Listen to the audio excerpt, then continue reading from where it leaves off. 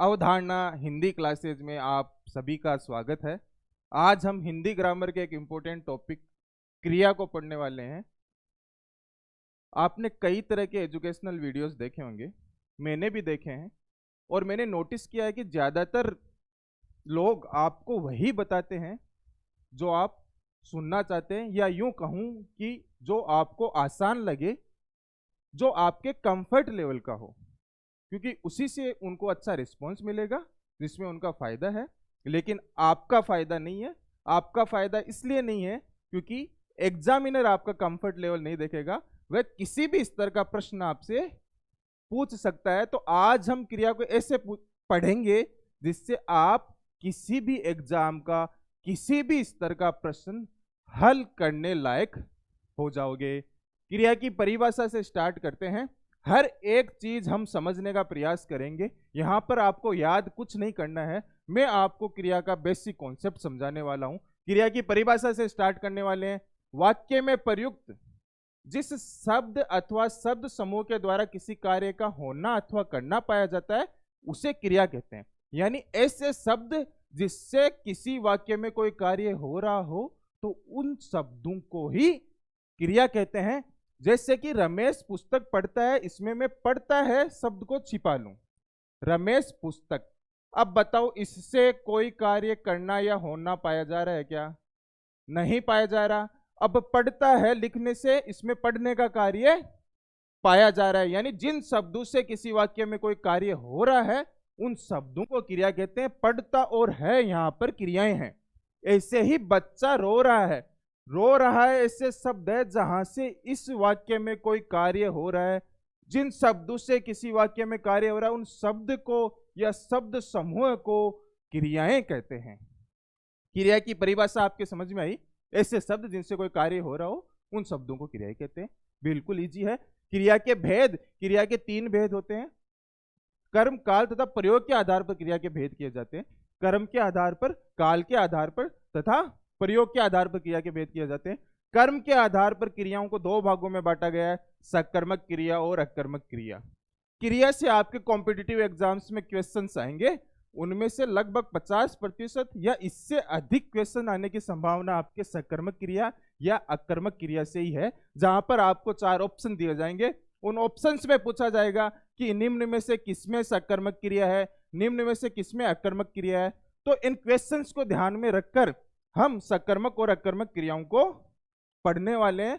सीधी सी बात है, जिस क्रिया के द्वारा कार्य का फल कर्ता पर नहीं पड़कर कर्म पर पड़ता है उन क्रियाओं को सकर्मक क्रिया कहते हैं।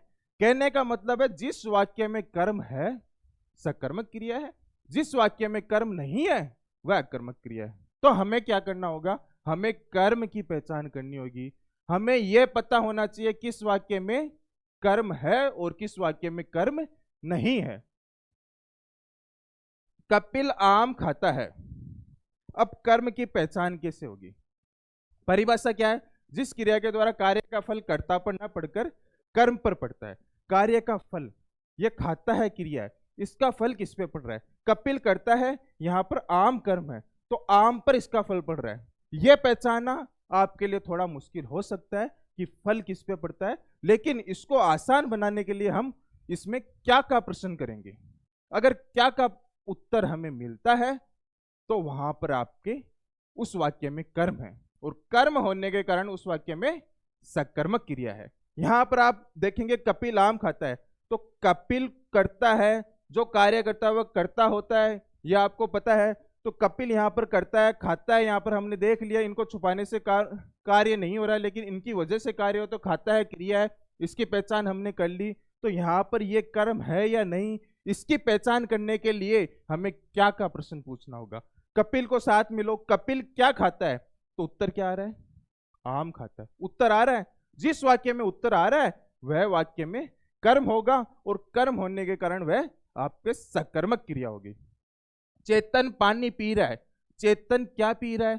चेतन पानी पी रहा है। कर्म आया, कर्म आने के कारण इसमें यह वाक्य भी आपके सकर्मक क्रिया का उदाहरण होगा। लेकिन बच्चा रो रहा है, बच्चा कर्ता को पकड़ो और प्रश्न पूछो, बच्चा क्या रो रहा है?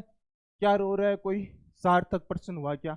कोई उत्तर आ रहा है क्या? रो रहा है, इसमें क्या रो रहा है, क्या हो गया? तो यहाँ पर कोई उत्तर नहीं आ रहा है। क्या प्रश्न का उत्तर नहीं आने के कारण यहाँ पे कोई कर्म नहीं है। आप वैसे भी दे सकते हैं कि बच्चा तो यहाँ पे करता है, रो रहा है, यहाँ पे हमने देख ली क्रिया है, कोई इसमें तो अन्य शब्द ही नहीं है, तो यहाँ पर तो क्लियर है कि ये अकर्मक क्रिया का उदाहरण है, क्योंकि यहाँ पे कर्म उपस्थित नहीं है। तो आपने पहले सकर्मक क्रिया में देखा, जिस क्रिया के द्वारा कार्य का फल कर्ता पर न पड़कर कर्म पर पड़ता है, इसमें इस क्रिया का फल कर्म पर पड़ता है। पहचान कैसे की कर्म की? क्या का प्रश्न करके आपने पहचान की। यहाँ पर एक तो बनता है क्या का प्रश्न, एक बनता है किसको का प्रश्न, जिसके बारे में हम आगे देखते हैं। तो सकर्मक क्रिया को दो भागों में बांटा गया। हमने देखा जिस क्रिया में, जिस वाक्य में कर्म होता है उस वाक्य में सकर्मक क्रिया होती है। सकर्मक क्रिया को दो भागों में बांटा गया, एक कर्मक क्रिया और द्विकर्मक क्रिया। वे वाक्य जिनमें एक कर्म होता है एक कर्मक क्रिया होती है, वे वाक्य जिनमें दो कर्म होते हैं द्विकर्मक क्रिया होती है। भाई रमेश खाना खा रहा है, रमेश को पकड़ो, रमेश क्या खा रहा है, रमेश खाना खा रहा है। कितने कर्म है? एक कर्म है। सीमा ने गाना गाया, सीमा ने क्या गाया? गाना गाया। कितने कर्म है? एक कर्म है। इन वाक्यों में एक कर्म होने के कारण ये एक कर्मक क्रिया हो गई। फिर से देखो, शिक्षक ने छात्रों को हिंदी पढ़ाई। शिक्षक ने क्या पढ़ाई? हिंदी पढ़ाई, आपका पहला कर्म। शिक्षक ने हिंदी, दूसरा प्रश्न क्या था? किसको का प्रश्न करना है। किसको का प्रश्न करोगे? शिक्षक ने किसको हिंदी पढ़ाई? छात्रों को हिंदी पढ़ाई। तो हिंदी और छात्र दो कर्म हो गई। दो कर्म होने के कारण ये आपके द्विकर्मक क्रिया हो गई। मोहन ने मुकेश को पत्र लिखा। मोहन ने क्या लिखा? पत्र, पहला कर्म। मोहन ने क्या लिखा? पत्र, पहला कर्म। मोहन ने किसको पत्र लिखा? मुकेश को लिखा, यह आपके दूसरा कर्म। तो ये भी यहां पर क्या हो गया? आपके द्विकर्मक क्रिया का उदाहरण हो गया। क्या का प्रश्न करना है, और कोई जीव आ जाए बीच में, कोई व्यक्ति आ जाए, कोई जानवर आ जाए, तो वहां पर किसको का भी प्रश्न करना है। क्या और किसको प्रश्न करने पर आपको उत्तर मिलते हैं, तो उस क्रिया में कर्म है, और कर्म होने के कारण वह सकर्मक क्रिया है। अकर्मक क्रिया के बारे में देखते हैं। जिस क्रिया के द्वारा कार्य का फल सीधा कर्ता पर पड़ता है वह अकर्मक क्रिया कहलाती है। अर्थात जब किसी वाक्य में कर्म के नहीं होने पर भी कर्ता और क्रिया से ही वाक्य का पूर्ण भावार्थ स्पष्ट हो जाता है, उसे अकर्मक क्रिया कहते हैं। सीधी सी बात है, जिस क्रिया में कर्म नहीं होता है वह आपके अकर्मक क्रिया है। हमने एग्जाम्पल देख लिए हैं। बच्चा रोता है, रमेश दिन भर सोता है, बिल्ली भाग रही है, रमेश सुबह टहलता है। सभी में क्या का प्रश्न कर लो आप, तो बच्चा रोता है, बच्चा क्या रोता है, उत्तर मिला? नहीं मिला। बिल्ली भाग रही है, बिल्ली क्या भाग रही है, उत्तर मिला? नहीं मिला। रमेश दिन भर सोता है, रमेश क्या सोता है, भाई सोता है, उठता है, जागता है। यहां पर किसी अन्य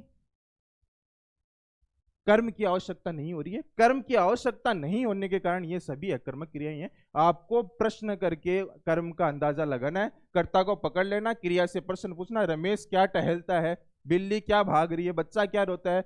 कोई सार्थक क्वेश्चन नहीं हुआ, कोई आंसर नहीं मिल रहा, इस कारण इन सभी में अकर्मक क्रियाएं हैं। आगे में आपको ये डिफरेंट कैटेगरी में, अलग अलग समूह में उदाहरण लिख रखे हैं। यहां तक आपके